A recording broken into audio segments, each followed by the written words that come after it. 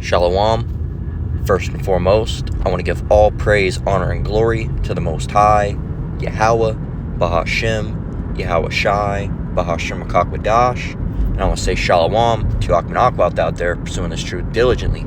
Coming at you once again with another lesson. This one's titled, Rome Shall Fall Again. Alright, and in parentheses, America. Now this comes from an article that I came across my Google feed on Google News today that I thought was quite surprising. All right, giving the we're only 2 or 3 days away from the election now. We'll see how that goes, right? I guess Kamala's in the lead, so we'll see where that goes.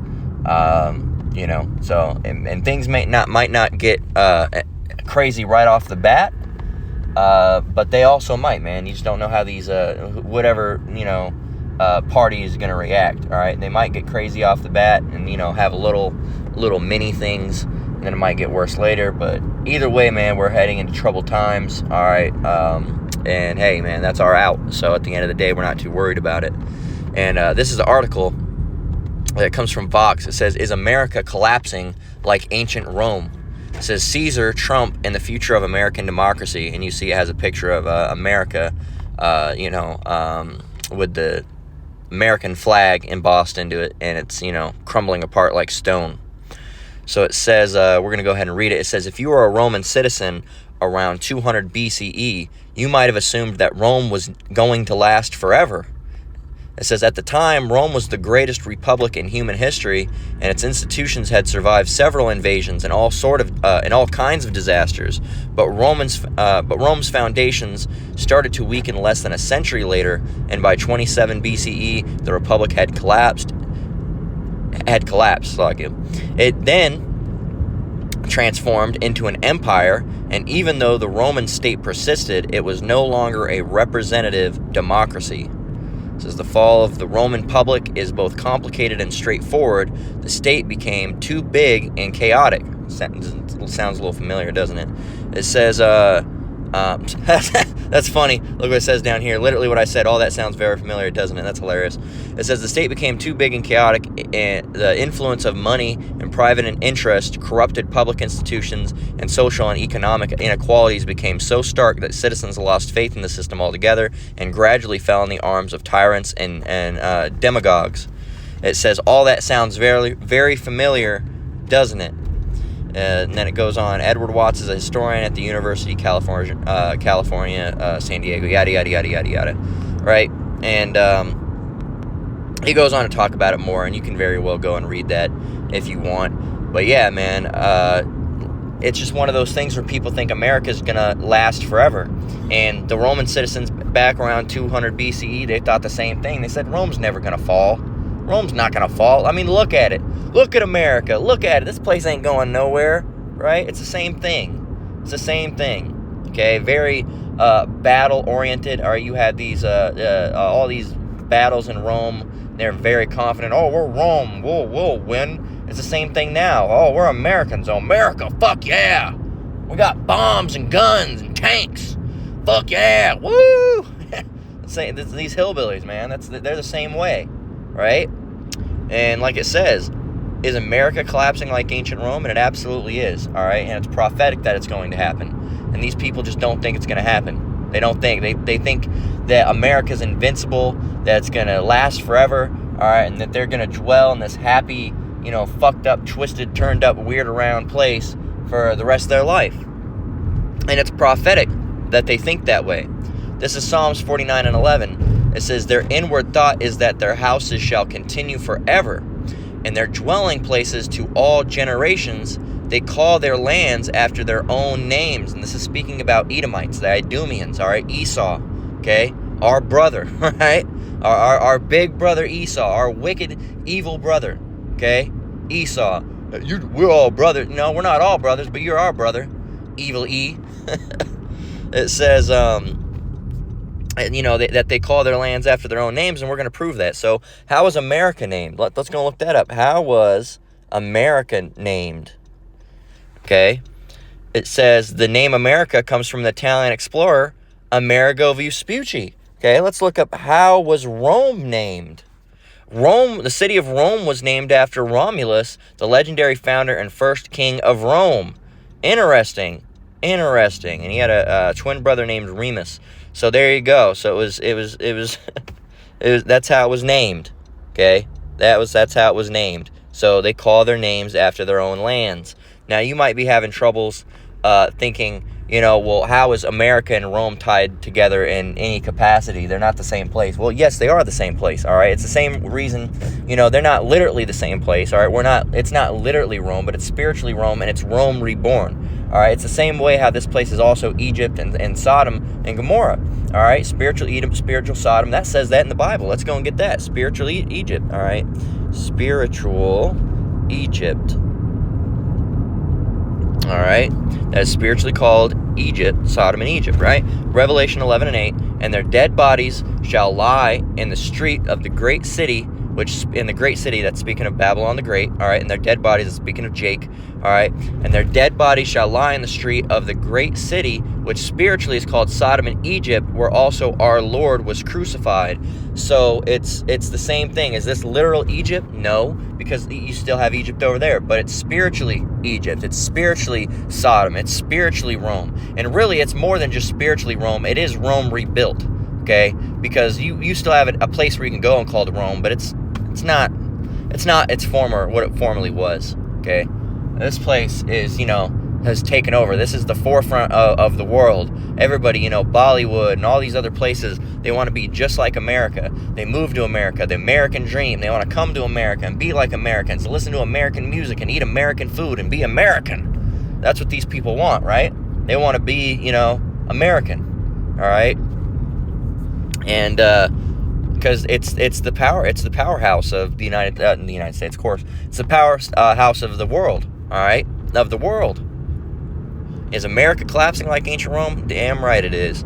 All right, and now we're going to prove more that how Babylon, all right, aka America, is formed, all right, around this Roman ideology. Okay, first of all, you have this power structure that's been implemented that is basically they want to get back into draconic law. They want more control and to get back into that Draco-like rulership. Okay, and you can look up the fundamentals of draconian rulership. Well, let's go and matter of fact, let's go and do that. What are the basic fundamentals of draconian law?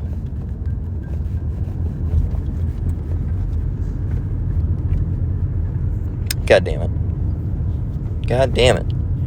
God damn it, man. All right. I spelled it wrong. It says, so here, it says, draconian law is an ancient Greek legal code built up by Draco. So you remember, Greco-Roman mythology. They call it because Greco-Roman, everything was so close and connected. That's all the same. But draconian law is an ancient legal code, Greece, set up by Draco around 621 BC in Athens. His laws were famous for being super harsh, like over-the-top punishments, even for minor crimes. Okay, severe punishments. All right, even minor offenses like stealing vegetables could result in a death penalty. Written law. It says Draco's law were the first to be written down in Athens. This was a big deal because it meant people could actually see laws and understand punishments. Before Draco, laws were mostly oral. See, we have the same thing; they're written down. We have a code of law now, right?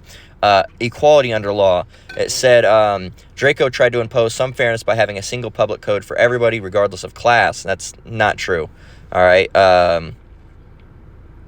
Right here it says, though it didn't end the rich-poor divide, poor people obviously got hit harsher with harder punishments. See, same thing. And foundation of future law. Even the Draco Code was later replaced, heavily revised by Solon's more lenient laws. Draco's code set the foundation for more structured and formal legal systems in Athens.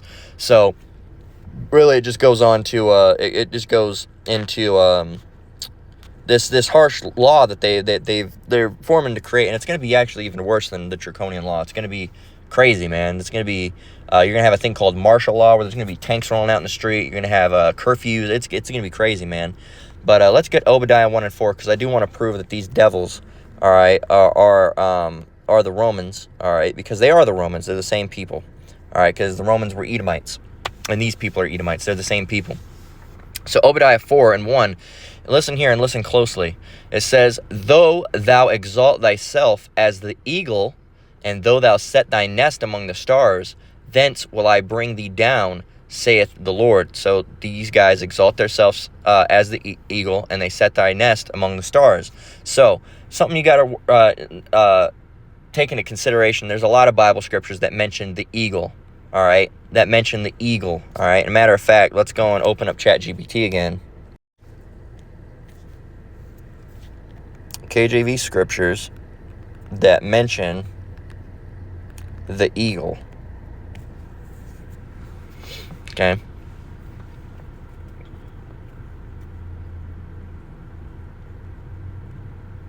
And not every verse mentioning an eagle is about them, but there's certain ones.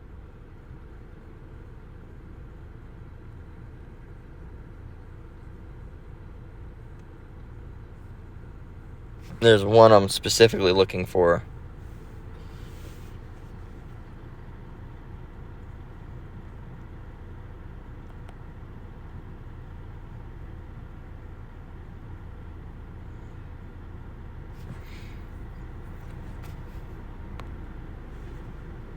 Because there's ones that talk about, he shall come as an eagle. That's not referring to Esau.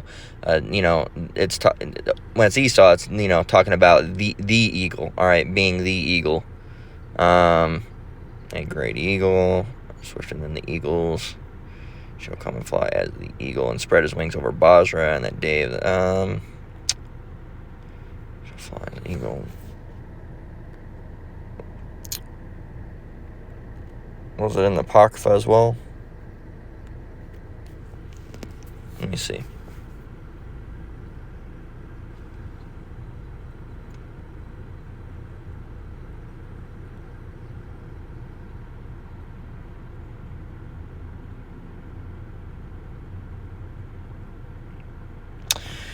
It doesn't have the one I'm necessarily looking for. There's another one. If I can find it, I'll put it in the comments or something like that.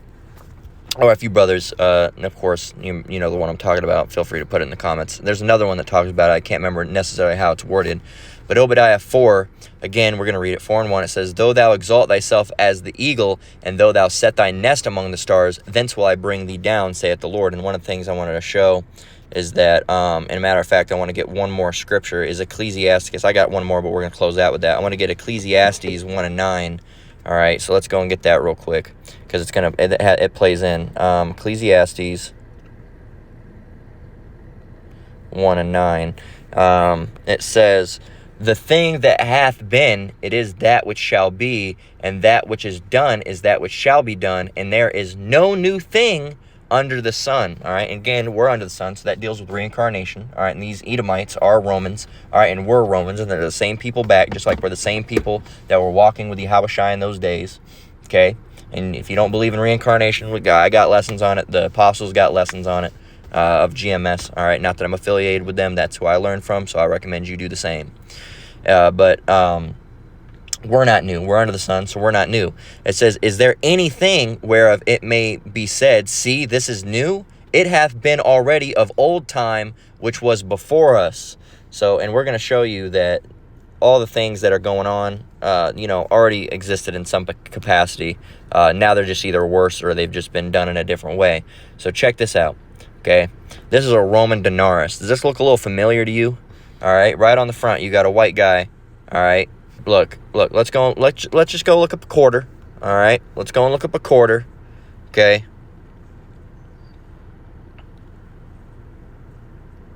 Okay. So you see it. All right. So you got. We're gonna touch on Sol Invictus too, but let me just move this. So you got writing all around the edge of the coin. Okay. All right. A white man's face, just the bust, as they would call it. All right. But the thing is, it doesn't show up as soon as you get it. But they had ones that had eagles on it. And this is an authentic Roman silver coin with the front and the back looking just like a quarter. Looking just like a quarter. Interesting, isn't it? Interesting. So, you can see it.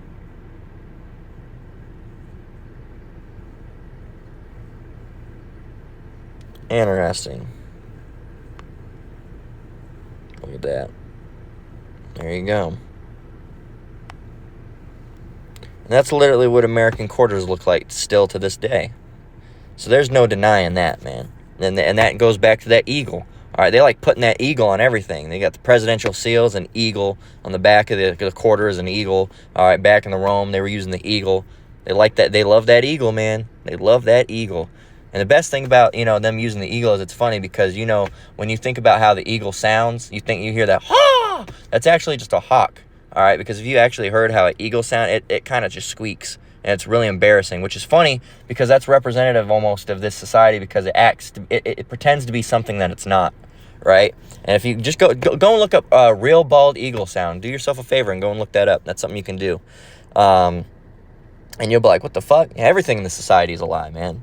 Another thing, if you don't think the society's just the same thing as Rome, this is Sol Invictus. I'm not going to tell you who this one looks like until, a minute or so goes by. I'm going to read a little bit about it.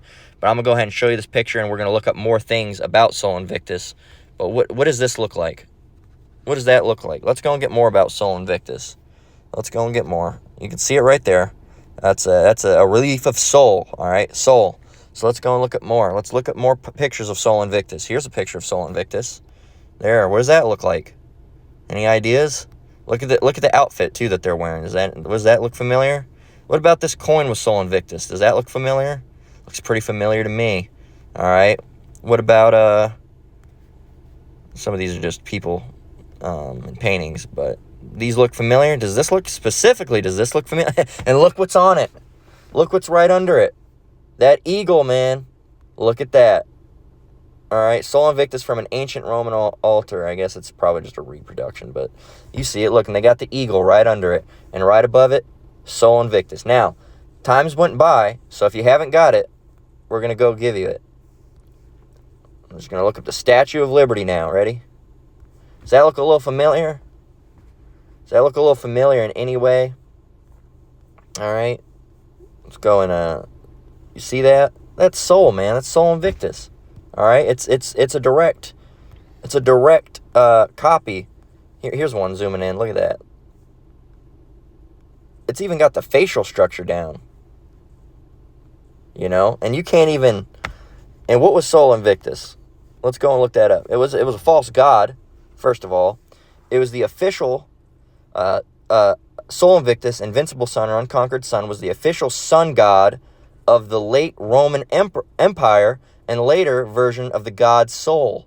Okay, the Emperor Aurelian revived his cult in 274 CE and promoted Sol Invictus as the chief god of the empire. It's known for wearing a sun crown.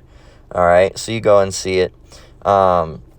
It's you can't even deny it, man. You can't even deny it at this point. So I'm gonna get one more scripture, and then I guess we're gonna go ahead and close out. I don't know how long the lesson's been going. Hopefully, like 20 plus minutes. But let's get Matthew 10 and 26, because Matthew 10:26. Because we're at the point, man, at the end of this rulership where everything's starting to fall. We're at the fall of Rome, and it's great, man. So let's go and get this. Verse 26. It says,